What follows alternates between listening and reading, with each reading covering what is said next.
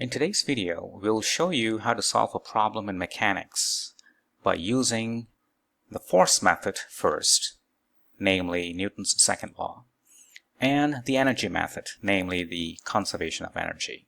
So let's get started. In figure shown below, two equal masses, each with mass capital M, are released from rest. Neglect friction. What speed u will the masses be moving when they have traveled a distance s along the plane? So let's look at the left-hand side mass. We shall use the force method first. So let's analyze all the forces acting on this mass. One is its weight, mg. And then you have this tension, capital T. Before we assign the direction for the acceleration, we have to look at the angles, alpha and theta. And as you can see, alpha is greater than theta. What that means is the right-hand side mass would go downward and the left-hand side mass would go upward. That means the left-hand side mass would have an acceleration in an upward direction, like that.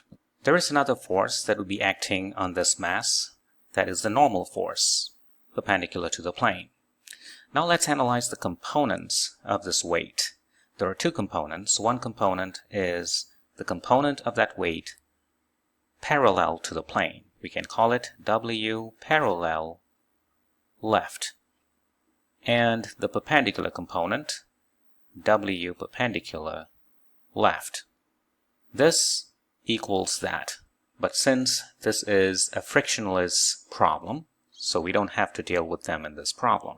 The acceleration of the left-hand side mass is upward, so that means this tension has got to be greater than that force.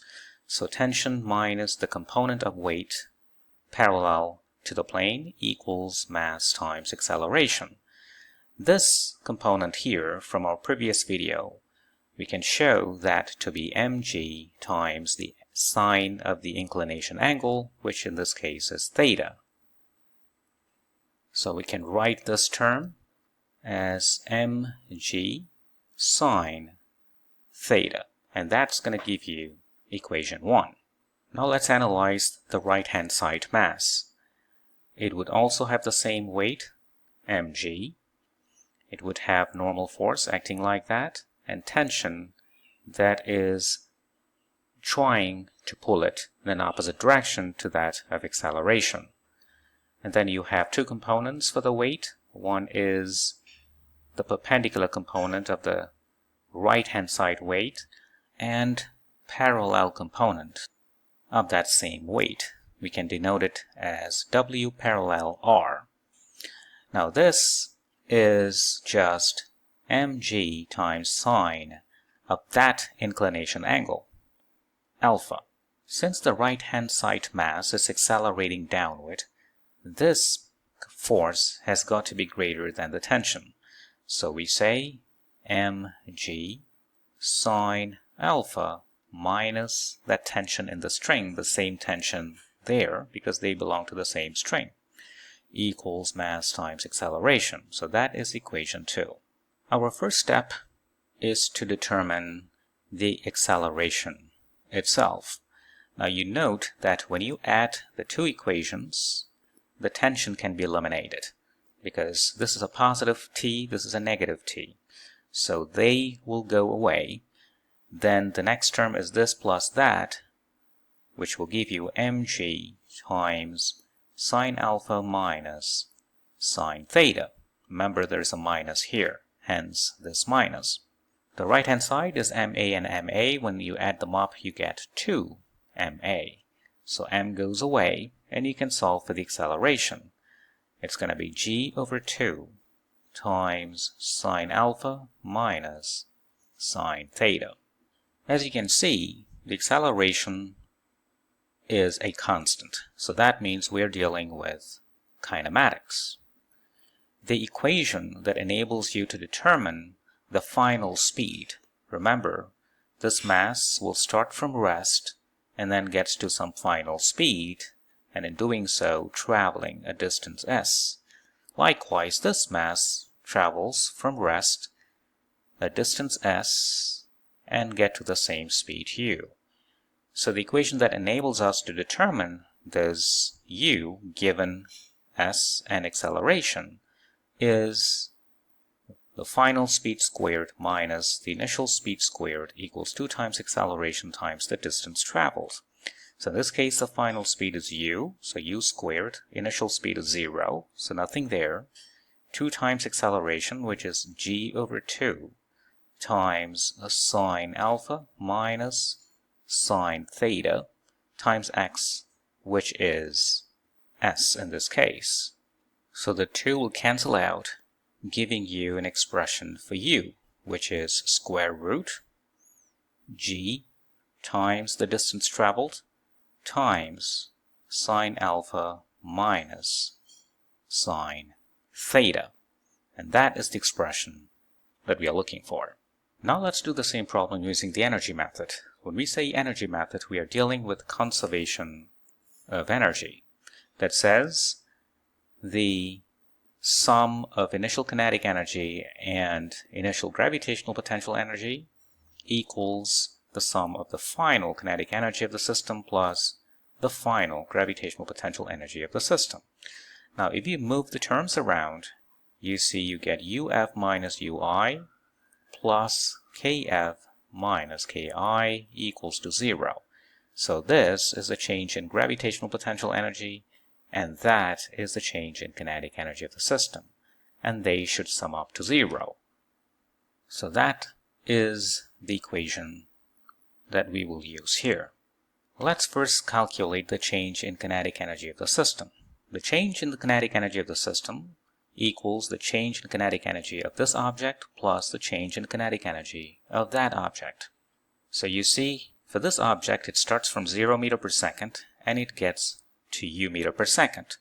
Likewise, for this object, it starts from 0 meter per second and it gets to some final speed of u meter per second. So the change in kinetic energy of this object is half mu squared minus 0, and the change in kinetic energy for this object is half mu squared minus 0, which is mu squared. So there we have it. The change in kinetic energy for the system is mu squared. Now let's calculate the change in gravitational potential energy of the system. We'll start with the left-hand side mass. As it moves up a distance s, it is gaining height. Let's call that height capital H. Now this angle here is theta. So h is s times sine theta. So as you can see, as this mass goes up, it gains a vertical height of capital H. So that means its gravitational potential energy increases by an amount of mg capital H. But we know what capital H is s times sine theta. So the increase in gravitational potential energy of the left-hand side object is mgs times sine theta. Now let's look at the right-hand side object. It's going down by a distance s. So that means its vertical height is decreasing. Let's call it capital L by a certain amount. And that capital L is as sine alpha. Since its vertical height is decreasing, its gravitational potential energy will also decrease. So delta UR, the change in gravitational potential energy of the right-hand side mass, equals minus because it's decreasing now, mg capital L. Capital L is given by that expression. So it becomes minus mg s sine alpha. So the total change in gravitational potential energy of the system is the change in gravitational potential energy of the left-hand side object plus the change in gravitational potential energy of the right-hand side object. So this plus that. And that's going to give you mg s times sine theta plus 1. There's a minus here, so minus sine alpha. Since using the conservation of energy, delta K plus delta U has got to be 0, we write delta K, which is mu squared, plus delta U, which is mgs times sine theta minus sine alpha has got to be 0. So you see m goes away, and you can find an expression for u squared and bring this term to the other side, and that's going to be gs times sine alpha minus sine theta. And solving for u equals square root of gs times sine alpha minus sine theta, which is the exact expression that we found earlier using the force method. And that solves the problem. Thank you for watching.